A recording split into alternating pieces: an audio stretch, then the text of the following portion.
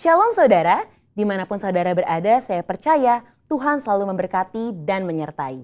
Memasuki bulan Februari, keluarga besar kita GBI Jalan Jenderal Gatot Subroto selalu mempraktekkan persembahan sulung sebagai persembahan yang terbaik kepada Tuhan. Ekspresi memberi yang terbaik bisa berupa non-materi seperti ucapan syukur, penyembahan, dan melayani pekerjaan Tuhan, serta materi. Pemberian berupa materi selain persembahan umum bisa berupa persembahan persepuluhan dan persembahan sulung yang menjadi bukti ketaatan kita kepada kebenaran firman Tuhan.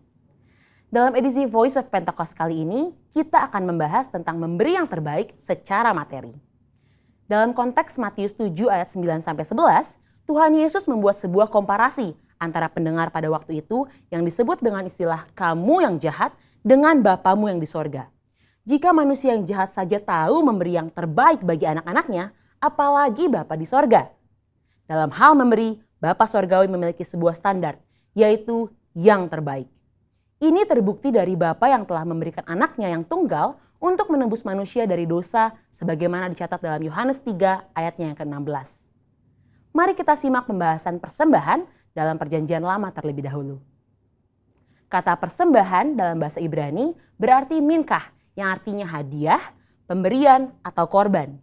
Dalam kitab Kejadian, kita melihat contoh para patriarh dalam memberikan persembahan kepada Tuhan, seperti Kain dan Habel, Nuh, Abraham, dan Yakub. Ada dua prinsip persembahan dalam era sebelum berdirinya kemah suci. Yang pertama, persembahan merupakan inisiatif pribadi sebagai respon si pemberi persembahan akan kasih, berkat, penyertaan, serta perlindungan Tuhan. Yang kedua, persembahan diberikan berdasarkan hubungan pribadi si pemberi persembahan dengan Tuhan. Setelah berdirinya kemah suci, Tuhan memberikan hukum-hukumnya yang mengatur berbagai jenis korban sebagai persembahan. Walaupun jenis korban dan tata cara diatur berdasarkan hukum, aturan tersebut menjadi sarana yang memperjelas dalam hal memberi persembahan. Sehingga persembahan yang diberikan tepat seperti yang dikehendaki Tuhan. Bagaimana dalam Perjanjian Baru? Ada 3 pesan penting yang dapat kita pelajari dari Maria mengenai memberi yang terbaik. Yang pertama, mereka yang memiliki hubungan yang berkualitas dengan Tuhan umumnya memiliki standar yang tinggi dalam memberi, yakni senantiasa berupaya memberikan yang terbaik. Dalam Yohanes 12 ayat 1-8, Maria mempersembahkan setengah kati minyak narwastu murni dan menyeka kaki Yesus dengan rambutnya. Harga minyak narwastu itu adalah 300 dinar dan kita tahu bahwa 1 dinar adalah upah sehari orang bekerja. Jadi, Maria menuangkan minyak yang harganya hampir sama dengan 1 tahun upah orang bekerja. Wow, sungguh sebuah persembahan yang terbaik. Kedua, mereka yang tidak memiliki hubungan yang berkualitas dengan Tuhan hanya dapat memahami pemberian sebagai sebuah hukum yang tertulis. Ketika yang lainnya sudah dengan tekun dan setia mengembalikan persepuluhan, mereka masih sibuk menggali tentang apakah persepuluhan ini benar alkitabiah. Maria tidak pusing dengan apa kata orang. Dia langsung menuangkan minyak tersebut bukan karena aturan, tetapi karena ada hubungan yang personal dengan Yesus. Yang ketiga, ada sekelompok orang seperti Yudas Iskariot yang akan selalu mengkritik mereka yang memberi dengan standar yang tinggi bagi pekerjaan Tuhan melalui gereja. Ketika Maria menuangkan minyak narwastu, Yudas Iskariot mengkritisi tindakan tersebut sebagai pemborosan dan bisa dibagikan kepada orang miskin. Alkitab mencatat Yudas berkata seperti itu bukan karena memiliki belas kasihan, tetapi karena ia sering mengambil uang kas pelayanan Yesus. Dari sini kita belajar bahwa memberi bukanlah soal finansial, tetapi soal hati. Orang yang mengasihi Tuhan akan mengekspresikannya lewat perbuatan dan tindakan, seperti yang digambarkan dalam hukum yang pertama dan terutama. Kasihilah Tuhan Allahmu dengan segenap hatimu dan dengan segenap jiwamu dan dengan segenap akal budimu, dan kasihilah sesamamu manusia seperti dirimu sendiri. Ketika kita mengalami kasih yang besar dari Yesus seperti Maria, maka kita hanya akan memiliki satu standar dalam memberi, yaitu yang terbaik. Ini karena kita tahu dan sungguh sadar bahwa sebesar apapun pemberian yang bisa kita berikan, tidak akan mampu membalas apa yang sudah Tuhan Yesus lakukan di dalam hidup kita. Salah satu ekspresi pemberian terbaik yang dilakukan oleh keluarga besar GBI Jalan Jenderal Gatot Subroto sejak awal adalah persembahan sulung. Persembahan sulung yang umumnya dilakukan pada bulan Februari setiap tahunnya adalah salah satu bentuk disiplin rohani baik dalam hal jumlah, nilai persembahan, dan terlebih dalam hal kemurahan hati. Secara angka atau persentase, memberi seluruhnya atau 100% tentu adalah nilai yang sangat tinggi atau kita sebut dengan standar yang terbaik. Ini bukan berbicara soal angka saja, lebih dari itu, ini berbicara tentang hati. Salah satu contoh lainnya dalam memberi yang terbaik selain Maria di Yohanes 12 adalah jemaat di Makedonia dalam 2 Korintus 8. Di tengah kesukaran dan kemiskinan, justru sukacita mereka berlimpah, bahkan mau memberi melampaui kemampuan mereka membantu jemaat di Yerusalem. Pesan utama dari cerita ini adalah kasih karunia Tuhan mentransformasi hati dan memampukan jemaat di Makedonia untuk memberi melampaui keterbatasan mereka. Saudara, kita telah melihat dari Perjanjian Lama bahwa Tuhan menghendaki pemberian atas dasar kerelaan dan sebagai respon terhadap kebaikannya. Di dalam Perjanjian Baru kita belajar 2 contoh, yaitu Maria yang berani memberikan persembahan yang mahal harganya di kaki Yesus karena dia telah merasakan kasih Tuhan, dan dari jemaat di Makedonia dengan sukacita dan kerelaan memberi yang terbaik, bahkan melampaui kemampuan mereka. Mari kita memberi yang terbaik bagi Tuhan sebagai respon atas kasih, berkat, penyertaan dan perlindungan Tuhan di dalam hidup kita yang didasari oleh iman kita kepadanya. Saudara, untuk penjelasan lebih lengkapnya dari tim teologi kami, jangan lupa buka link yang ada di atas atau scan QR Code yang tersedia. Selamat memberi yang terbaik, Tuhan Yesus memberkati.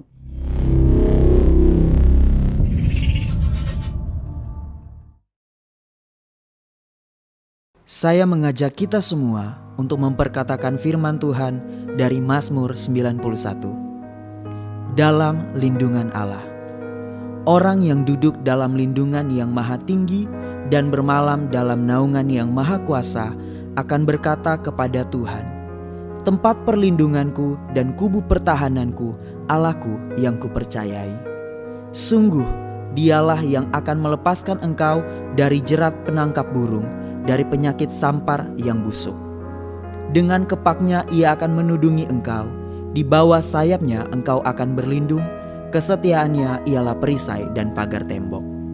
Engkau tak usah takut terhadap kedahsyatan malam, terhadap panah yang terbang di waktu siang, terhadap penyakit sampar yang berjalan di dalam gelap, terhadap penyakit menular ia mengamuk di waktu petang. Walau 1.000 orang rebah di sisimu dan 10.000 di sebelah kananmu, tetapi itu tidak akan menimpa kamu. Engkau hanya menontonnya dengan matamu sendiri dan melihat pembalasan terhadap orang-orang fasik. Sebab Tuhan ialah tempat perlindunganmu, yang maha tinggi telah kau buat tempat perteduhanmu. Malapetaka tidak akan menimpa kamu, dan tulah tidak akan mendekat kepada kemahmu. Sebab malaikat-malaikatnya akan diperintahkannya kepadamu untuk menjaga engkau di segala jalanmu.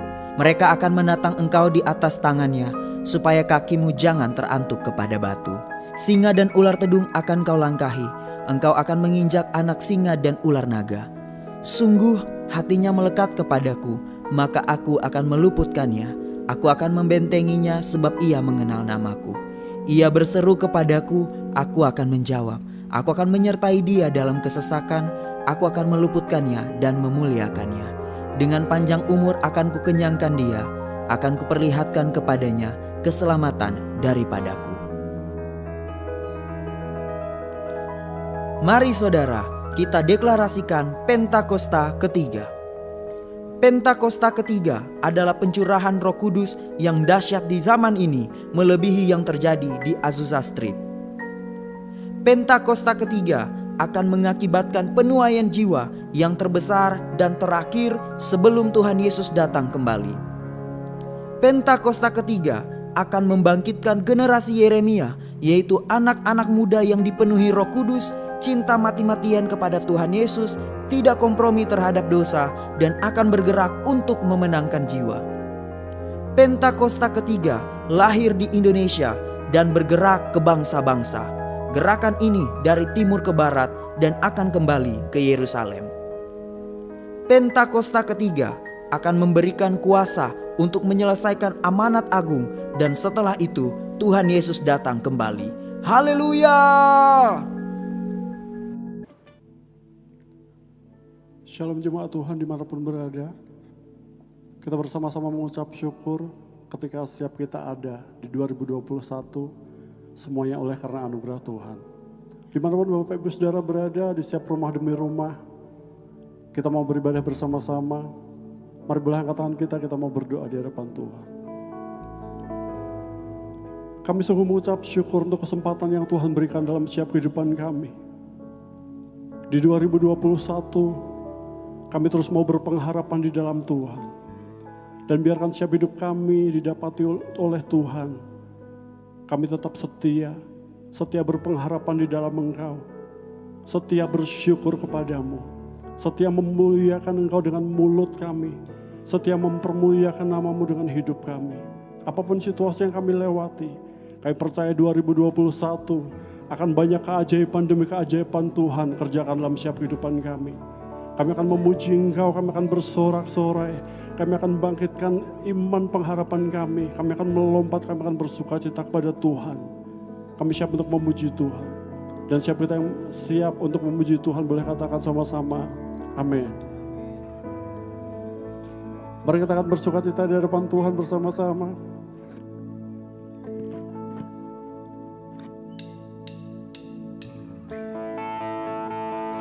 ...2021 kami akan sambut dengan kemenangan yang daripada Tuhan. Yang percaya katakan amin. Bersamamu kami mau melewati semuanya Tuhan. Through you I can do anything. I can do all things. 'Cause it's you give me strength. Nothing is impossible. Through you blind eyes are open. Strongholds are broken.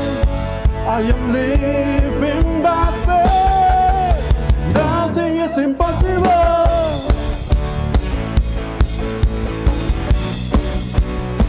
Bersamamu kami mau melewati perkara-perkara yang ajaib Tuhan.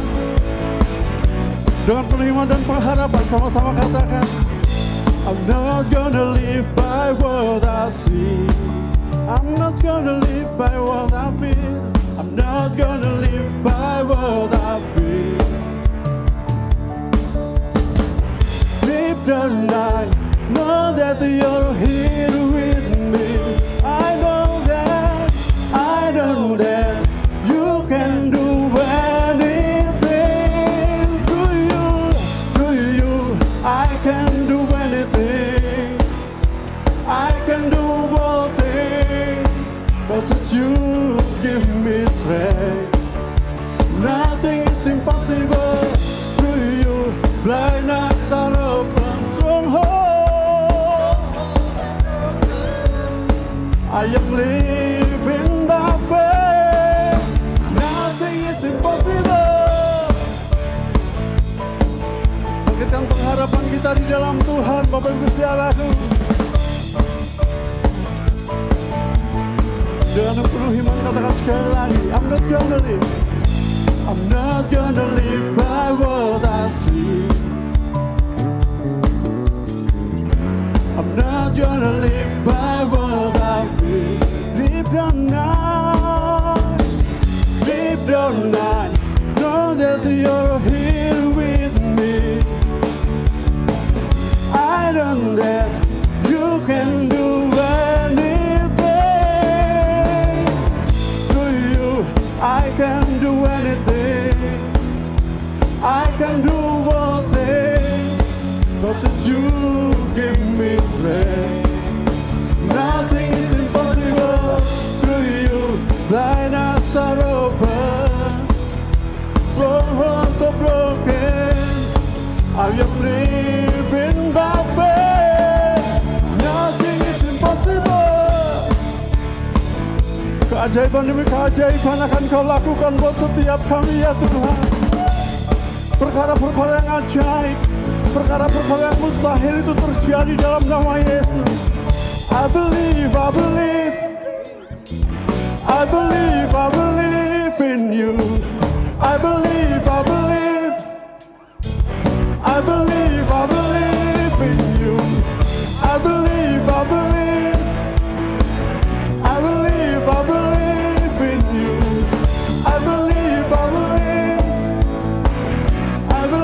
I believe in you. Through you, I can do anything. I can do all things. 'cause it's you give me strength. Nothing is impossible through you. Blind eyes are open, strongholds are broken. I am living by faith. Through you I can do anything, I can do all things, 'cause it's you give me strength. Nothing is impossible through you. Blind eyes are open, strongholds are broken. I am living by faith. Nothing is impossible. I believe, I believe, I believe, I believe in you. I believe, I believe, I believe, I believe in you. I believe, I believe, I believe, I believe in you. Berikan sorak-sorak yang terbaik buat Tuhan kita yang dahsyat. Haleluya.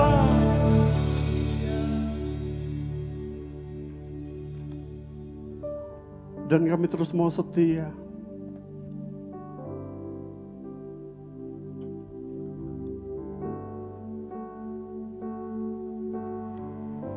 Kami terus mau setia tuh.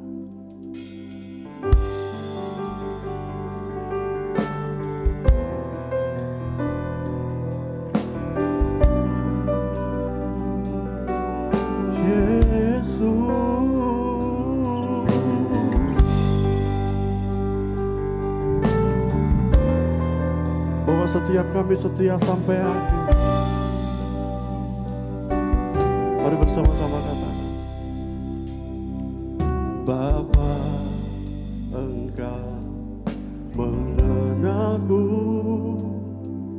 lebih dari siapapun. Engkau tahu ceritaku dan isi hatiku. Tak peduli masa lalu, Engkau tetap memilihku. Ubahkanku, sempurnakan, jadi karya yang indah. Kini aku percaya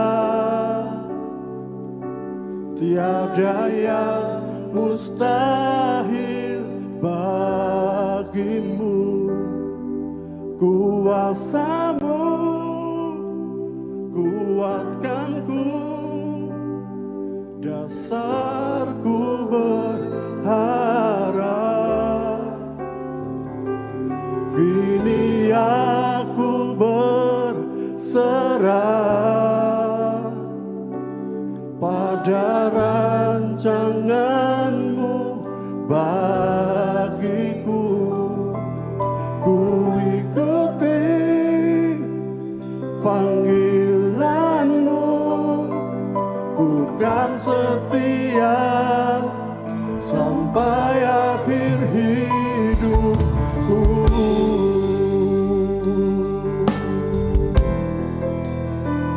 Kami mau setia mengucap syukur kepadamu Tuhan.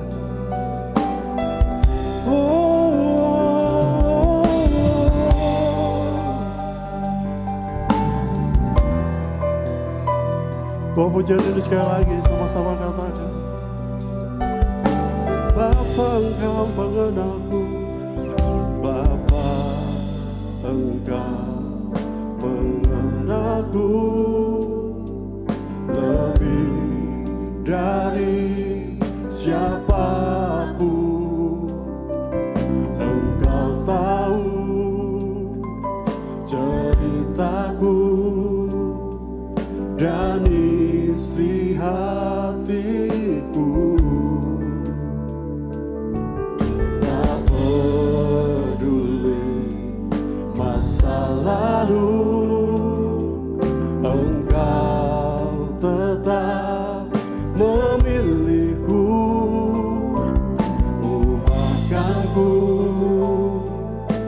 sempurnakan jadi karya yang indah. Ini aku percaya, tiada yang mustahil bagimu. Kuasamu kuatkanku, dasarku berharap. Kini aku berserah pada rancanganmu bagiku. Ku ikuti panggilanmu, bukan setia sampai akhir hidup. Ini aku percaya, tiada yang mustahil. Kuasamu melingkupi setiap kami. Kuatkanku,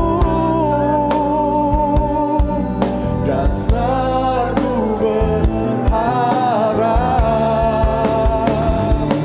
Ini aku berserah rancanganmu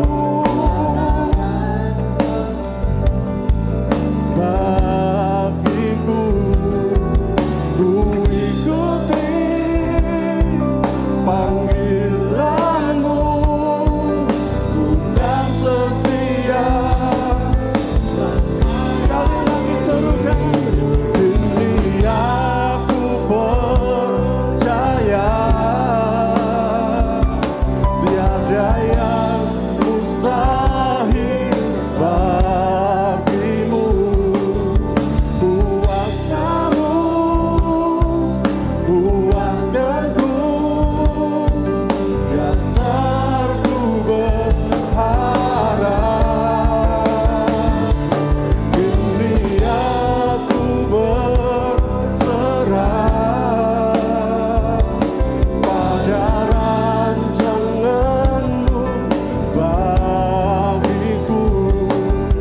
Ku ikuti panggilanmu, bukan setia sampai akhir hidupku.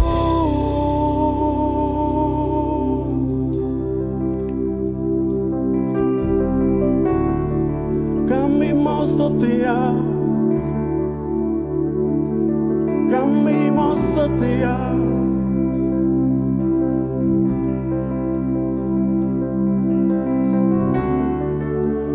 Setia berharap kepadamu, setia berpegang teguh pada ketetapanmu. Setia,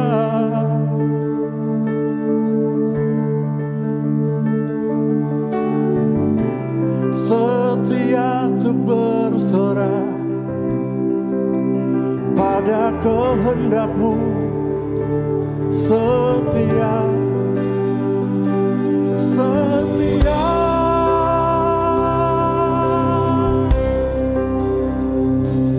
setia.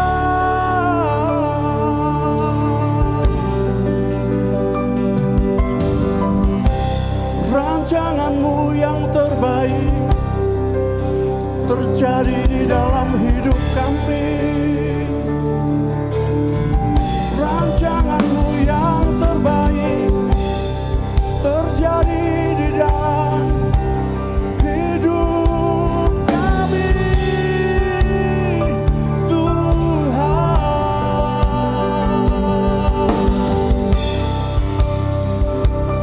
Kami mau setia, kami mau setia.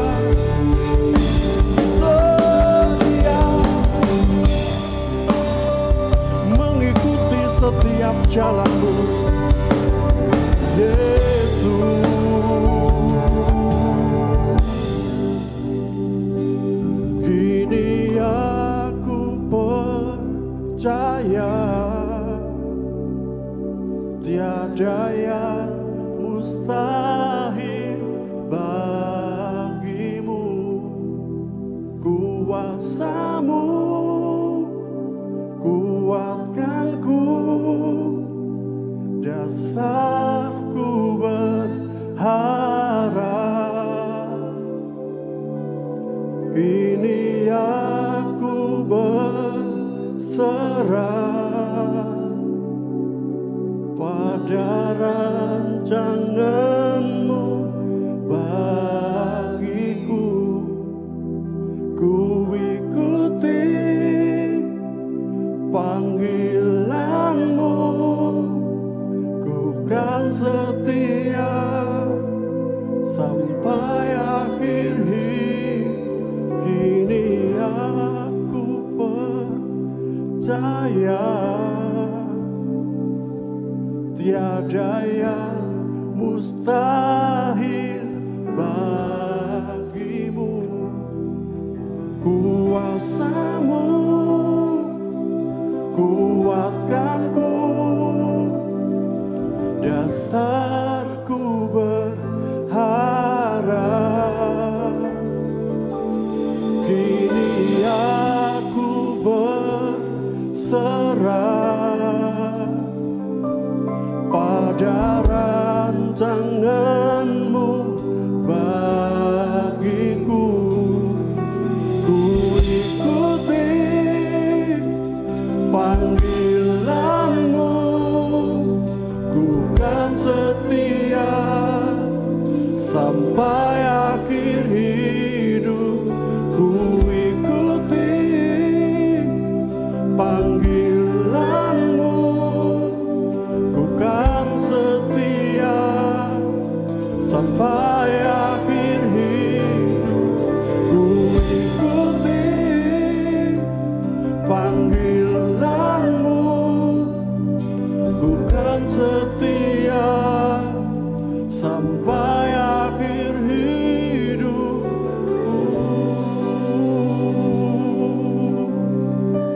Mari boleh sembah Dia bersama-sama. Dari setiap rumah demi rumah atas keluarga kami, dari setiap orang-orang yang setia, jemaat-jemaat Tuhan yang setia di hadapan-Mu Tuhan. Kami bawa sembah kami bawa ucapan syukur kami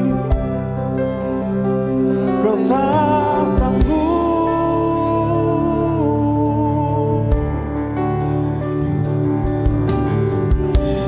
Tak seorang pun terluput, tak seorang pun terluput dari kuasa kasih-Mu. Tak seorang pun terluput di setiap rumah demi rumah oleh kebaikan-Mu Yesus. Tak seorang pun terluput dari pertolongan-Mu, dari kasih dan setia-Mu. Tak seorang pun yang terluput, tak seorang pun dari hidup kami, dari setiap umat-Mu. Semuanya ada dalam kebaikan-Mu, semuanya ada dalam genggaman-Mu, ada dalam kasih dan setia-Mu, ada dalam penyertaan-Mu. Tak seorang pun, bahkan tak ada hal di hidup kami yang terluput. Keluarga kami, keuangan kami, pekerjaan kami, pelayanan kami. Haleluya. Tak seorang pun terluput dari kuasa kasih-Mu. Tak seorang pun terluput dari perkenanan-Mu. dari pertolongan-Mu. Mari boleh angkat tangan kita sekali lagi di hadapan Tuhan. Tiada satu pun yang luput dari karya kasih-Mu yang mulia. Bagi-Mu segala pujian, hormat, kemuliaan. Di setiap rumah demi rumah tak seorang pun yang terluput dari kuasa. Tiada satu pun yang luput dari karya kasih-Mu yang mulia. Bagi-Mu segala pujian, hormat, kemuliaan.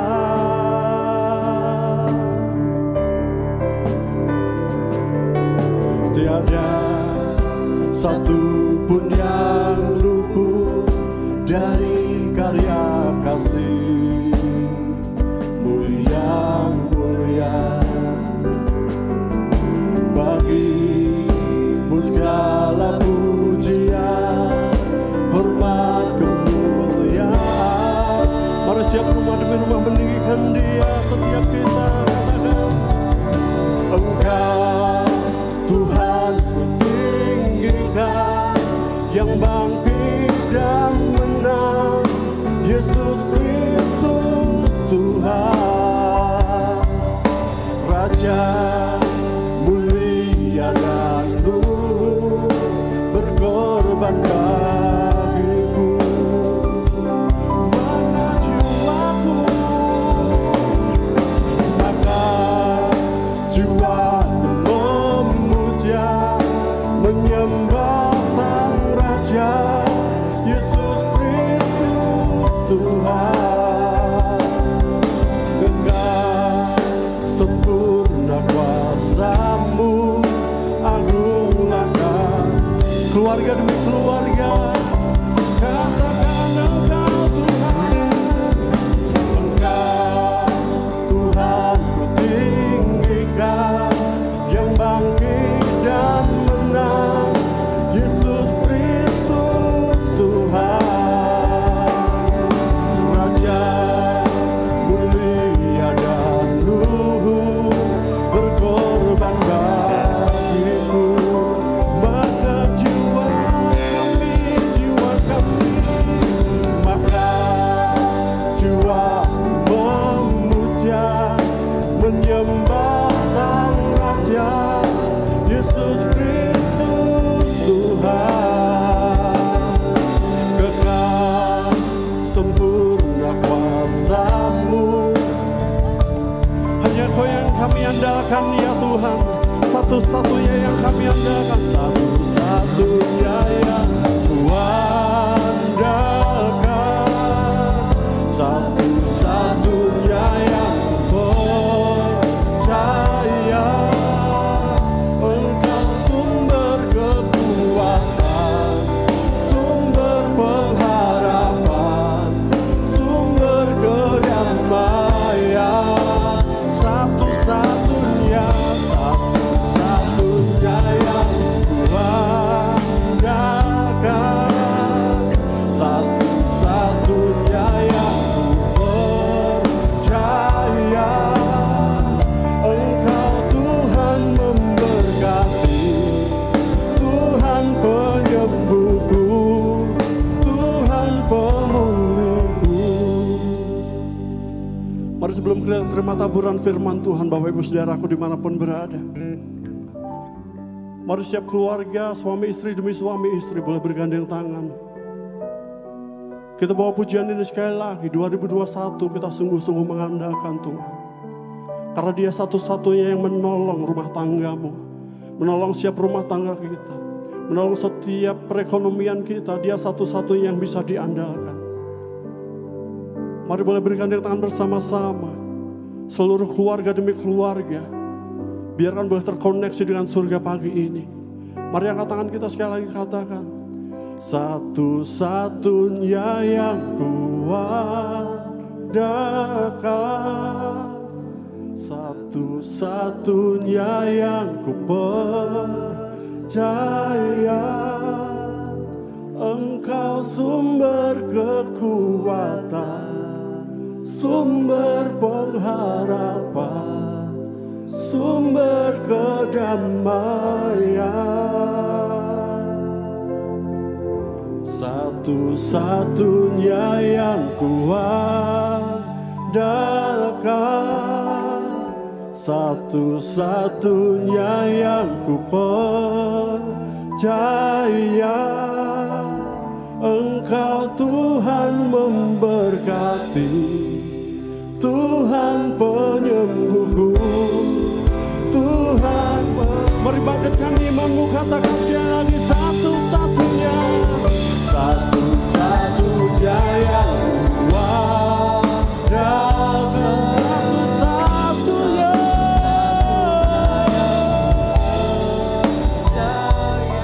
Engkau sumber pengharapan, sumber kedamaian, satu-satunya yang kuandalkan,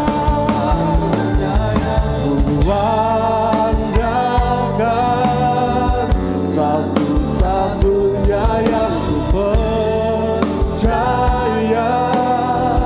Engkau Tuhan memberkati, Tuhan penyembuhku, Tuhan pemulihku. Dan kami mau menyambut firman-Mu pagi hari ini. Satu-satunya yang kuandalkan, satu-satunya yang kupercaya. Engkau sumber kekuatan, sumber pengharapan, sumber kedamaian. Satu-satunya yang kuandalkan,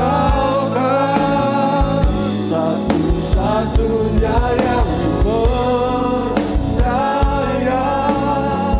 Engkau Tuhan memberkati, Tuhan penyembuhku, Tuhan pemulihku.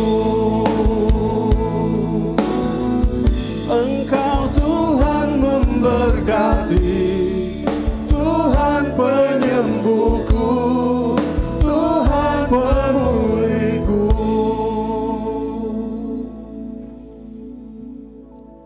Kalau sampai hari ini kami masih diberikan kehidupan, karena kami percaya Tuhan masih punya tugas buat setiap kami. Kalau sampai hari ini kami masih diberi kesehatan, kami tahu itu anugerah daripada Tuhan untuk kami boleh menyelesaikan tugas-tugas kami. Kami mensyukuri Tuhan pimpin kami untuk memasuki tahun yang baru, tahun 2021. Dan kami juga percaya Tuhan juga yang akan menuntun kami untuk bisa menapaki tahun ini dari satu kemenangan kepada kemenangan yang lain. Karenanya mari berbicara kepada kami. Roh Kudus jamah hati kami saat ini, persiapkan. Dan biarlah perkataanmu sungguh-sungguh menjadi penuntun buat kehidupan setiap kami. Di dalam nama Tuhan Yesus Kristus, kami alaskan semua doa dan ucapan syukur kami. Amin. Welcome home. Puji nama Tuhan. Saudara, saya harap saudara masih bisa mengenali saya. Saya Alex Leo, saudaraku, karena saya khawatir saudara nggak bisa kenali saya karena saya pakai masker. Puji nama Tuhan. Saudaraku, seharusnya hari ini kita melakukan ibadah secara offline. Tetapi kemarin akhirnya setelah mendengarkan tuntunan dari Gembala Pembina, saya bersama para pemimpin memutuskan untuk menunda penyelenggaraan ibadah offline. Jadi saudaraku, kalau tadi saudara lihat ada pengumuman yang masih salah, yang masih mengatakan bahwa minggu depan masih ada ibadah offline, itu kita ralat ya saudara ya. Jadi minggu depan kita akan kembali melakukan ibadah secara online. Dan jam ibadahnya kembali menjadi 9.45. Hari ini kenapa kita mulai 10.15? Karena memang sudah terlanjur diumumkan seperti itu. Tetapi ingat saudaraku, minggu depan kita akan kembali menjadi 9.45. Baik, saya mengucapkan selamat memasuki tahun baru, tahun 2021. Tahun 2020 sudah kita lewati dengan tidak mudah. Karena terjadi pandemi dan begitu banyak hal yang kurang baik terjadi. Memasuki tahun 2021 kita pun juga dihadapkan kepada banyak sekali ketidakpastian. Baik di bidang kesehatan juga terlebih lagi di bidang ekonomi. Nah karenanya saudaraku, hari ini saya mau menyampaikan sebuah tuntunan yang Tuhan taruhkan di hati saya. Bagaimana kita bisa memasuki tahun 2021 dengan satu sikap yang optimis. Sekalipun kita tahu tahun 2021 penuh dengan ketidakpastian. Sepertinya begitu suram dan lain sebagainya. Tetapi hari ini saya berdoa firman Tuhan menerangi setiap hati dan pikiran kita. Sehingga kita memasuki tahun 2021 dengan satu keyakinan yang teguh. Tuhan menyertai kita dan Tuhan memberi kemenangan kepada kita. Nah, saudara, saya mau membagikan tuntunan yang Tuhan taruhkan di hati saya untuk memasuki tahun 2021 dari salah satu nilai gereja kita, GBI dan Mogot, yaitu nilai antusias. Tolong ditayangkan.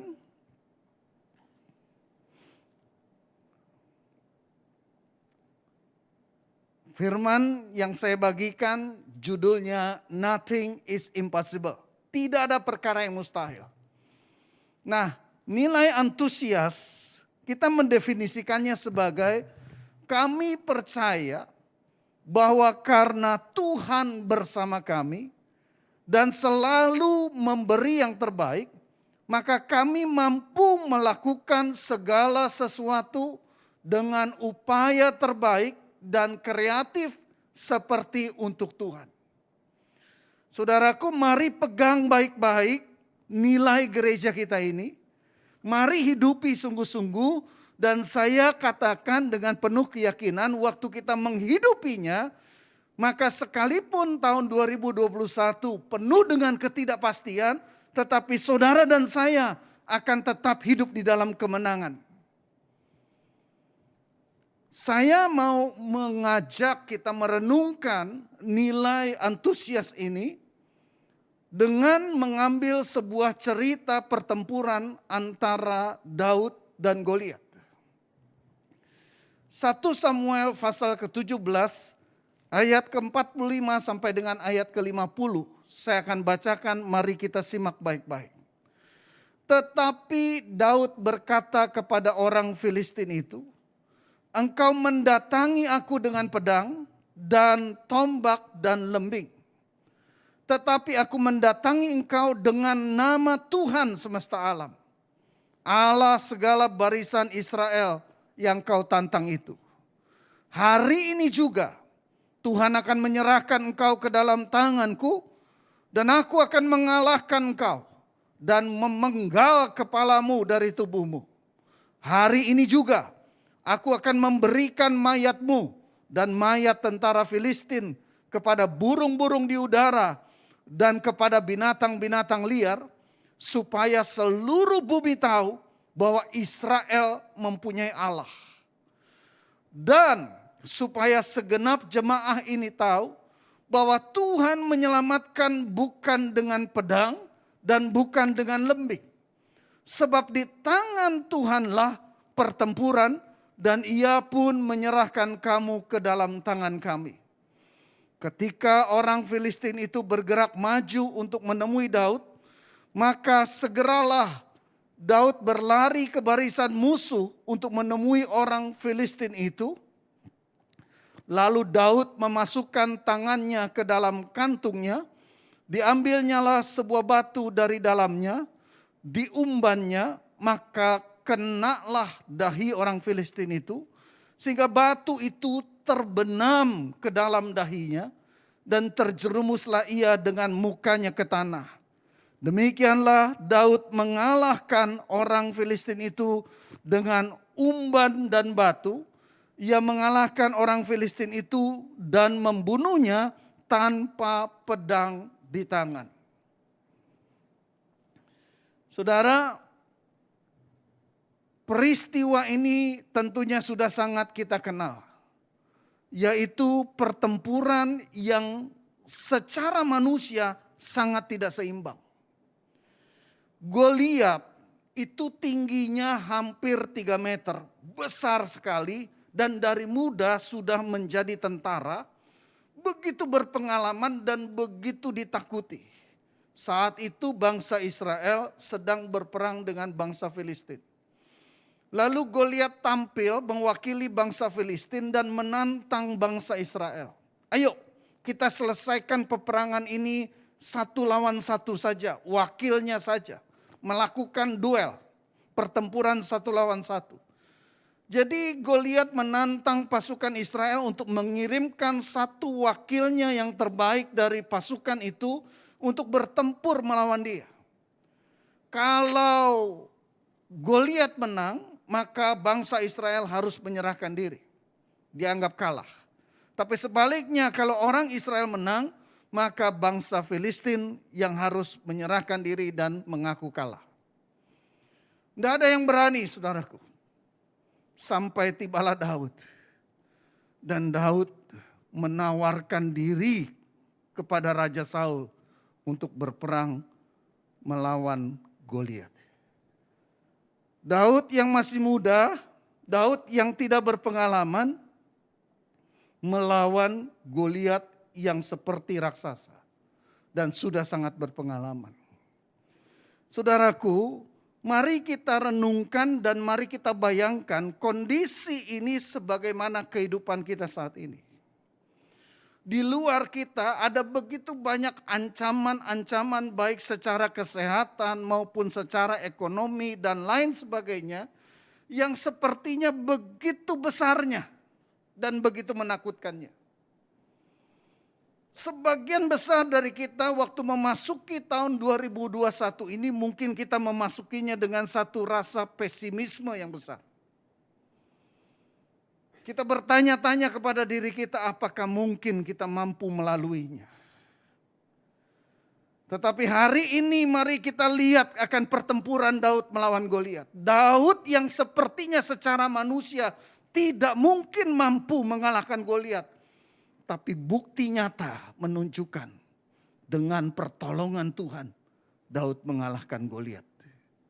Dan seluruh pasukan Israel menghancurkan pasukan bangsa Filistin.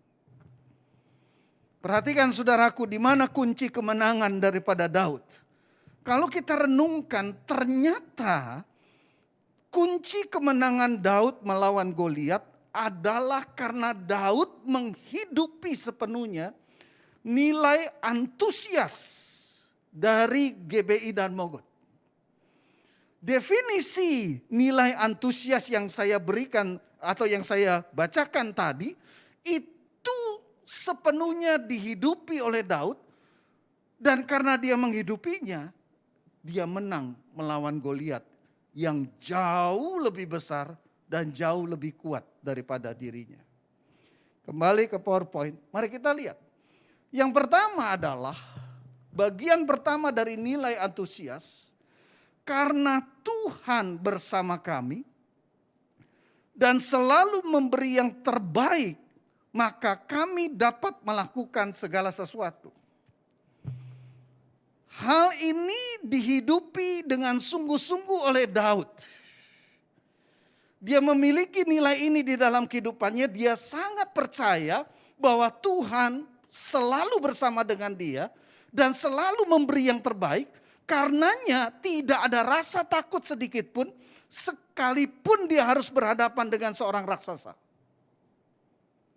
Dia begitu yakin dia bisa mengalahkan Goliat.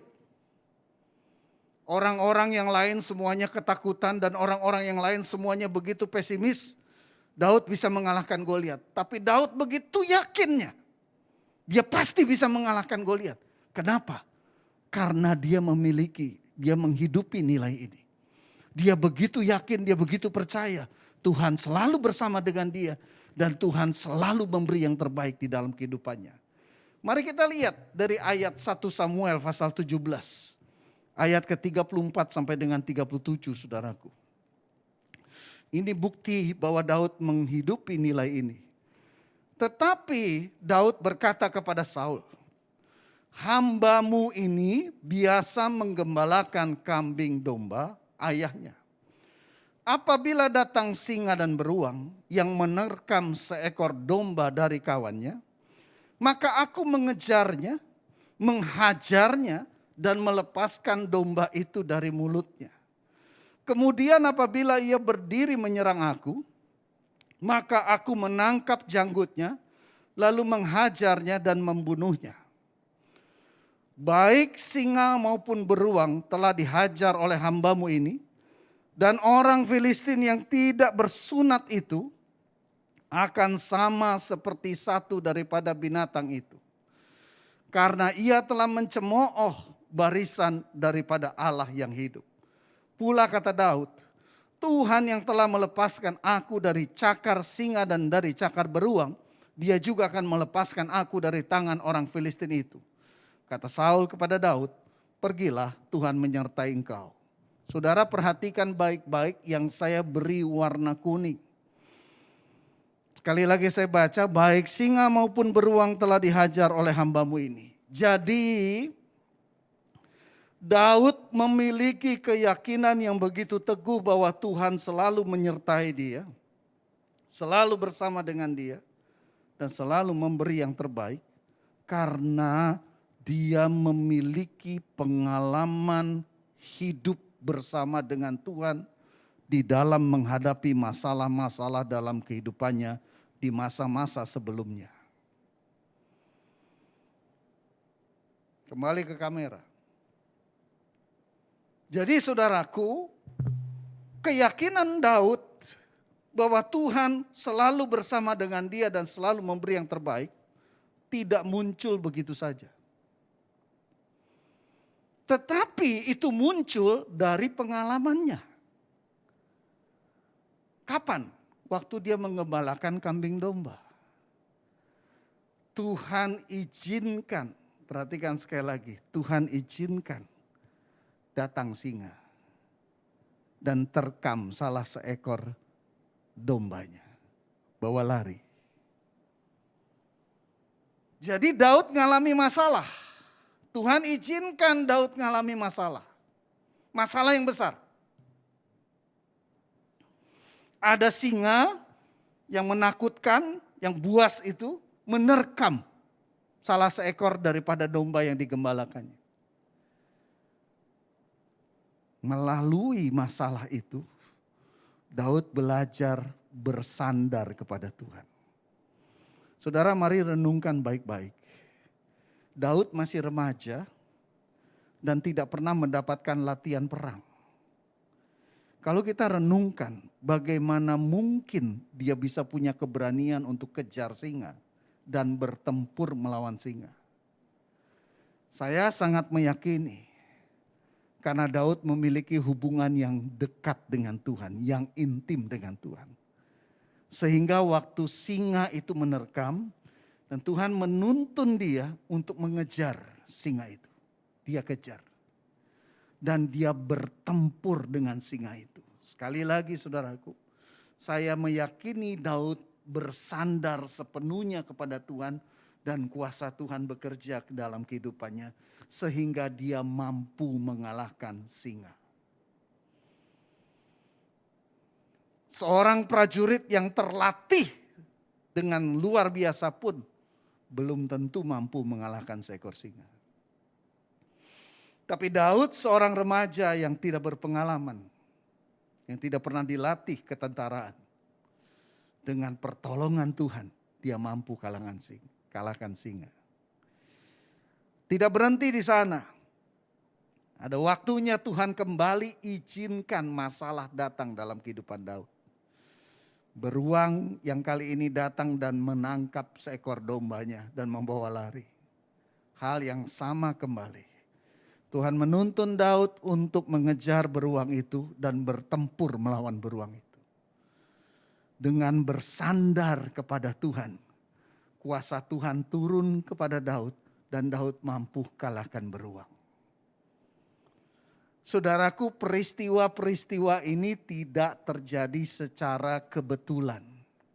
Tapi atas seizin Tuhan. Kenapa? Karena sesungguhnya Tuhan sedang mempersiapkan Daud untuk bertempur melawan Goliat. Dari pengalaman-pengalamannya di padang gembala, dia percaya sepenuhnya karena dia sudah alami. Tuhan bersama dia. Dan Tuhan yang memampukan dia mengalahkan singa dan beruang. Itu sebabnya dia begitu punya keyakinan. Tuhan selalu bersama dengan saya. Dan selalu memberi yang terbaik kepada saya. Sehingga saya dapat melakukan segala sesuatu. Nothing is impossible with God. Tidak ada perkara yang mustahil bersama dengan Tuhan. Yang sungguh-sungguh percaya katakan amin. Saudara perhatikan. Hal yang sama juga Tuhan akan lakukan buat hidup saudara dan saya. Tuhan akan izinkan masalah demi masalah itu terjadi dalam hidup kita. Perhatikan. Sekalipun kita tidak melakukan kesalahan. Sekalipun kita hidup baik-baik tidak melakukan dosa. Tapi Tuhan bisa izinkan masalah terjadi dalam hidup kita. Yang penting di sini adalah respon kita. Jangan kita bersungut-sungut. Jangan kita marah. Jangan kita ngambek sama Tuhan. Tapi kita belajar seperti Daud. Membangun hubungan yang dekat dengan Tuhan dan bersandar kepada Tuhan untuk menghadapi masalah kita. Hari ini saya mau sampaikan sebuah kebenaran, saudaraku. Masalah-masalah yang Tuhan izinkan terjadi dalam hidup kita.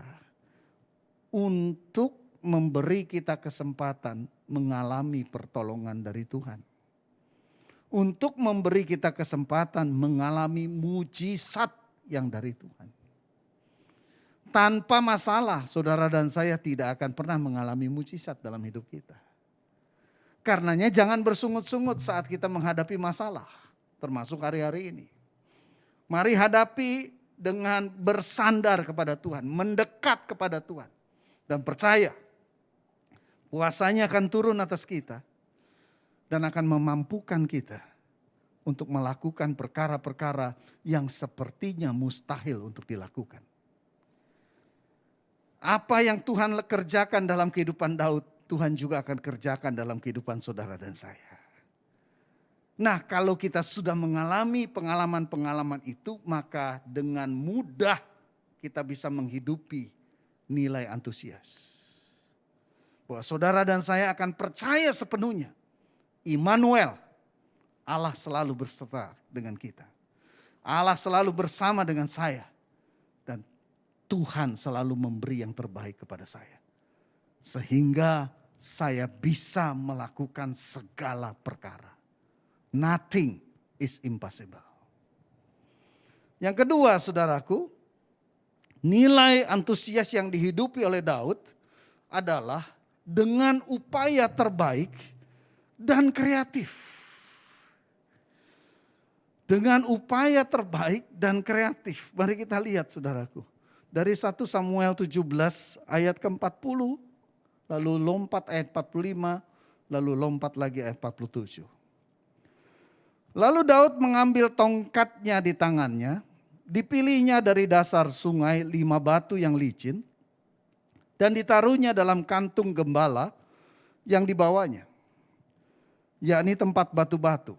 Sedang umbannya dipegangnya di tangannya. Demikianlah ia mendekati orang Filistin itu. Tetapi Daud berkata kepada orang Filistin itu, "Engkau mendatangi aku dengan pedang dan tombak dan lembing. Tetapi aku mendatangi engkau dengan nama Tuhan semesta alam, Allah segala barisan Israel yang kau tantang itu. Dan supaya segenap jemaah ini tahu bahwa Tuhan menyelamatkan bukan dengan pedang dan bukan dengan lembing.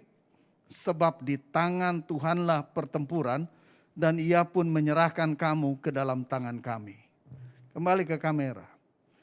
Saudaraku, senjata yang umum digunakan pada zaman itu adalah pedang, tombak, dan lembing. Tombak dan lembing mirip saudara ya. Tombak itu dipegang, ditusukkan. Kalau lembing ini dilemparkan kepada musuh. Nah, senjata yang biasa dipakai oleh semua prajurit pada zaman itu pedang, tombak, dan lembing. Tetapi yang menarik, waktu Daud bertempur dengan Goliat, Goliat membawa pedang, tombak, dan lembing. Daud tidak melakukan hal yang sama. Daud katakan, "Kamu berperang melawan aku dengan membawa pedang, tombak, dan lembing. Aku berperang dengan kamu dengan membawa nama Tuhan." Artinya dia bersandar sepenuhnya kepada Tuhan. Bukan bersandar kepada pedang, bukan kepada tombak, bukan kepada lembing. Dan waktu dia bersandar sepenuhnya kepada Tuhan, Tuhan memberi hikmat kepada dia untuk tidak menggunakan pedang, tombak, atau lembing. Tapi out of the box. Keluar dari kebiasaan. Keluar dari metode-metode lama yang biasa kita gunakan. Pakai pengumban dan batu. Hal yang sangat tidak lazim untuk digunakan berperang secara duel. Saudara, saya membaca artikel, memang di zaman dulu ada pasukan-pasukan tertentu yang menggunakan pengumban. Tetapi itu untuk berperang secara korporat, bukan secara duel. Daud melakukan sesuatu yang benar-benar out of the box, di luar kebiasaan. Di dalam pertempuran duel, dia hanya menggunakan pengumban dan batu. Sementara lawannya yang begitu besar, begitu hebat, begitu berpengalaman, pakai pedang, tombak, dan lembing. Ini sepertinya sangat tidak seimbang, saudaraku. Tetapi perhatikan apa yang terjadi. Waktu Daud tidak bersandar kepada pengertiannya, waktu Daud berani keluar dari zona nyaman, berani melakukan sesuatu yang out of the box, sesuatu yang di luar dari kebiasaan karena dia mendapatkan tuntunan daripada Tuhan, maka Tuhan bekerja di dalam kehidupannya. Saudara, Alkitab menjelaskan dengan sangat detail bahwa batu yang dilemparkan oleh Daud itu menembus masuk ke dalam dahi dari Goliat. Saudaraku, dahi adalah bagian dari kepala manusia yang sangat keras, paling keras di antara tengkorak. Jadi kalau misalkan orang menghujamkan pisau ke dahi seseorang nggak akan tembus. Yang bisa nembus dahi itu di zaman sekarang pakai peluru, saudaraku, pakai pistol, tas. Kalau kita renungkan secara manusia, bagaimana mungkin kekuatan seorang remaja Daud mengumban dan batu itu bisa masuk dengan kecepatan seperti peluru menembus ke dalam dahi. Jelas di situ kita lihat ada tangan Tuhan di sana. Saudaraku, hal kedua yang menjadi tuntunan kita masuk 2021 dengan menghidupi nilai antusias adalah jangan melakukan segala sesuatu berdasarkan kebiasaan. Dulu biasanya begini, orang-orang lain biasanya begini. Oh dulu saya pakai metode ini berhasil, ya sekarang kita harus pakai metode ini berhasil. Saudara, kalau kita baca baik-baik Alkitab Perjanjian Lama, waktu Tuhan menuntun bangsa Israel berperang melawan musuh-musuhnya, Tuhan tidak pernah menggunakan metode yang sama 2 kali. Tuhan selalu berganti-ganti metode, saudaraku. Tuhan selalu out of the box. Tuhan selalu kreatif. Kenapa? Karena dia mau umatnya senantiasa bersandar kepada dia.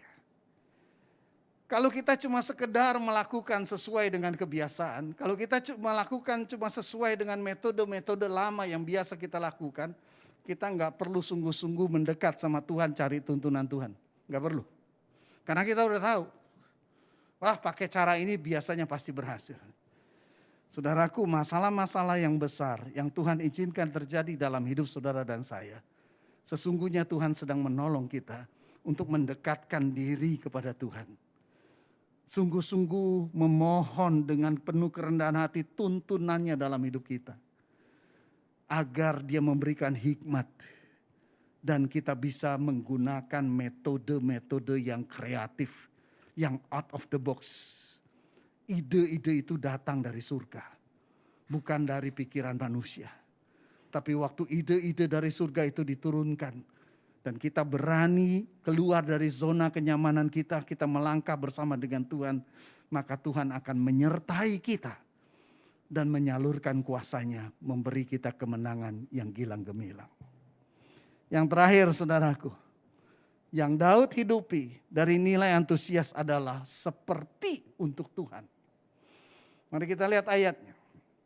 1 Samuel 17 ayat 36 dan 47. Baik singa maupun beruang telah dihajar oleh hambamu ini. Dan orang Filistin yang tidak bersunat itu akan sama seperti satu daripada binatang itu. Karena ia telah mencemooh barisan daripada Allah yang hidup. Dan supaya segenap jemaah ini tahu bahwa Tuhan menyelamatkan bukan dengan pedang dan bukan dengan lembing. Sebab di tangan Tuhanlah pertempuran dan ia pun menyerahkan kamu ke dalam tangan kami. Saudara perhatikan yang saya beri warna kuning saudaraku. Motivasi Daud berani berperang melawan Goliat bukan untuk kemegahan dirinya. Dia berani memerangi Goliat, kenapa? Karena dia melihat Goliat mencemooh orang Israel yang adalah bangsanya, bangsa yang dikasihi Tuhan. Bangsa yang menyembah kepada Tuhan. Dan dia berkata kalau didiamkan maka Tuhan bangsa Israel, Allahnya bangsa Israel akan dipermalukan. Jadi dia berani menghadapi Goliat karena dia mau nama Tuhan terus dipermuliakan. Ayat 47. Dia berani keluar dari zona kenyamanan. Dia berani melakukan sesuatu yang out of the box. Dia tidak berperang dengan pedang, tombak dan lembing. Tetapi hanya dengan pengumban dan batu. Dengan motivasi nama Tuhan juga dipermuliakan. Dikatakan segini, supaya segenap jemaah ini tahu. Supaya bangsa Israel itu kembali bangkit imannya. Percaya bahwa Tuhan itu maha kuasa. Bahwa Tuhan menyelamatkan bukan dengan pedang. Dan bukan dengan lembing, bukan dengan kekuatan manusia. Sebab di tangan Tuhanlah pertempuran dan ia menyerahkan kamu ke dalam tangan kami. Saudara perhatikan baik-baik, masuki tahun 2021 penting untuk kita pahami adalah, kembali ke kamera. Segala sesuatu yang kita lakukan, mari kita lakukan bukan untuk kepentingan diri sendiri. Tapi buat kemuliaan nama Tuhan. Kalau saudara berbisnis, saya kasih contoh, saudara berbisnis. Kalau engkau melayani para pelangganmu, pastikan kau memberikan yang terbaik buat mereka. Bukan supaya engkau mendapatkan untung semata-mata. Tapi supaya orang itu tahu ada Tuhan dalam hidupmu. Engkau anak Tuhan. Engkau orang yang percaya kepada Tuhan. Dan sebagai buah, sebagai tanda, engkau orang yang percaya Tuhan. Engkau orang yang mempermuliakan Tuhan. Engkau melakukannya seperti untuk Tuhan. Engkau layani dia dengan sebaik-baiknya. Jadi dalam bisnis, dalam pekerjaan, dalam aktivitas apapun yang kita lakukan, jangan cuma pikirkan keuntungan semata-mata. Jangan cuma berpikir apa yang bisa saya dapat, apa yang saya bisa peroleh. Tapi berpikirlah, apakah yang saya lakukan ini mempermuliakan nama Tuhan. Kalau engkau melakukannya dengan tujuan itu, maka apa yang terjadi dalam kehidupan Daud juga akan terjadi dalam hidup setiap kita. Allah bersama dengan kita dan selalu memberi yang terbaik. Sehingga kita mampu melakukan segala sesuatu dengan upaya terbaik dan kreatif. Seperti untuk Tuhan. Tuhan Yesus memberkati. Saya undang para pemusik.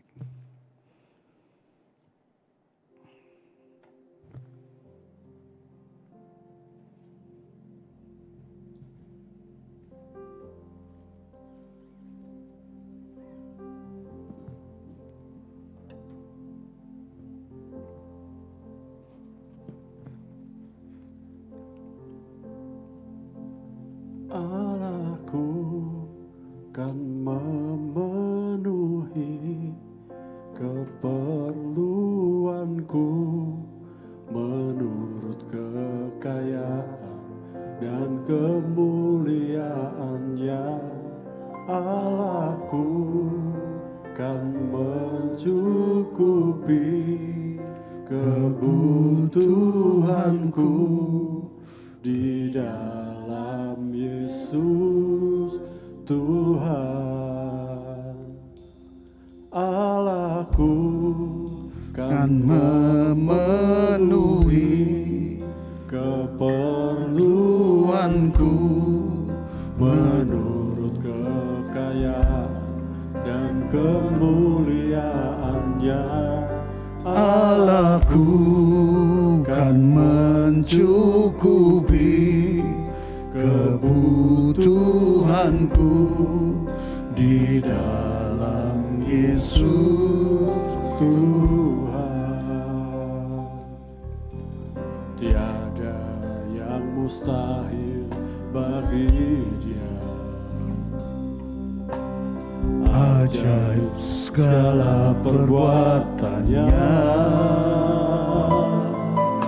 segala perkara ku tanggung dalamnya, di dalam kekuatan kuasa-Nya,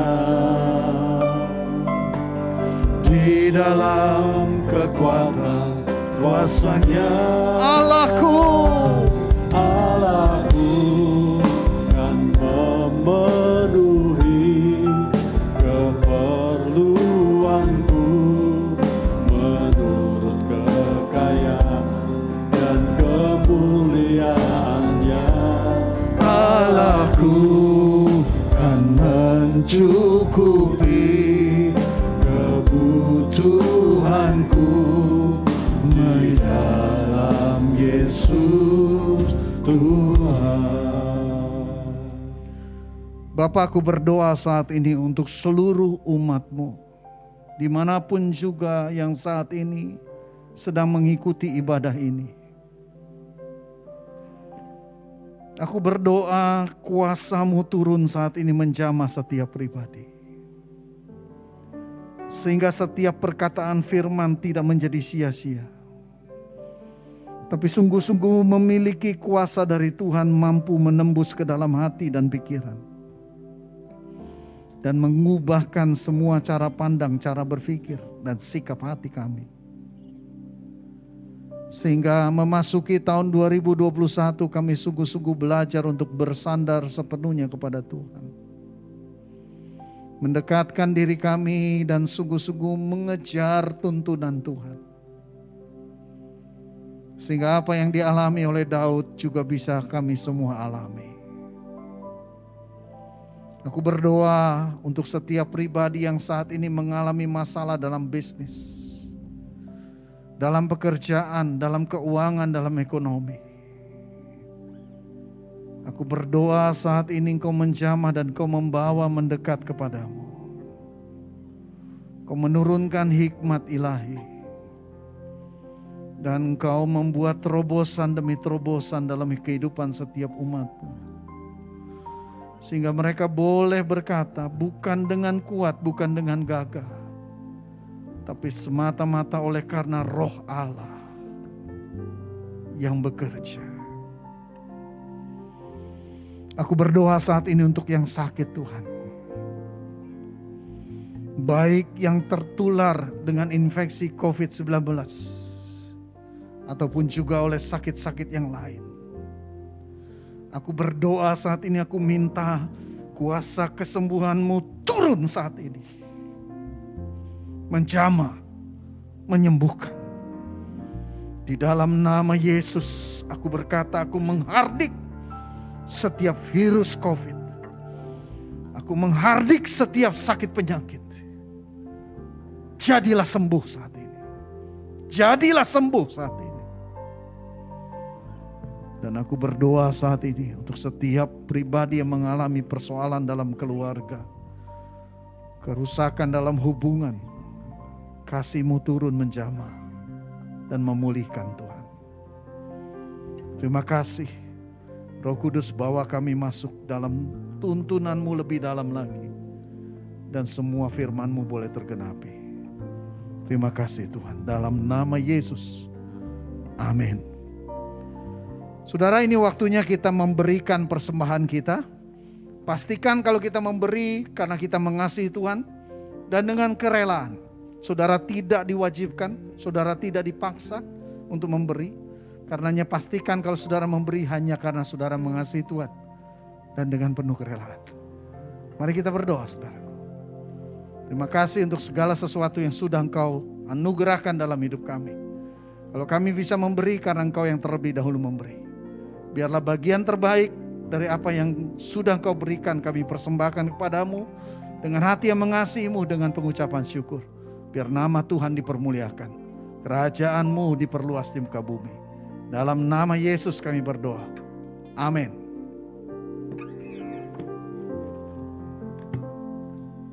Allahku kan memenuhi keperluanku menurut kekayaan dan kemuliaan-Nya. Allahku kan mencukupi kebutuhanku di dalam Yesus Tuhan. Tiada yang mustahil bagi Dia. Ajaib segala perbuatan-Nya, segala perkara ku tanggung dalam Dia, di dalam kekuatan kuasa-Nya, di dalam kekuatan kuasa-Nya. Allahku kan mencukupi keperluanku menurut kekayaan dan kemuliaan-Nya. Allahku kan mencukupi kebutuhanku di dalam Yesus Tuhan, di dalam Yesus Tuhan, di dalam Yesus Tuhan. Saudara, mari kita terima berkat daripada Tuhan. Buka hati saudara dan angkat kedua tangan saudara tinggi-tinggi. Prajurit-prajurit Tuhan yang gagah perkasa, saat ini terimalah berkat, kasih karunia, damai sejahtera, serta sukacita yang berlimpah-limpah yang dicurahkan Bapa dari surga melalui Tuhan kita Yesus Kristus, di dalam persekutuan dengan Roh Kudus, dicurahkan mulai saat ini sampai selama-lamanya. Setiap kita yang diberkati sama-sama katakan, amin.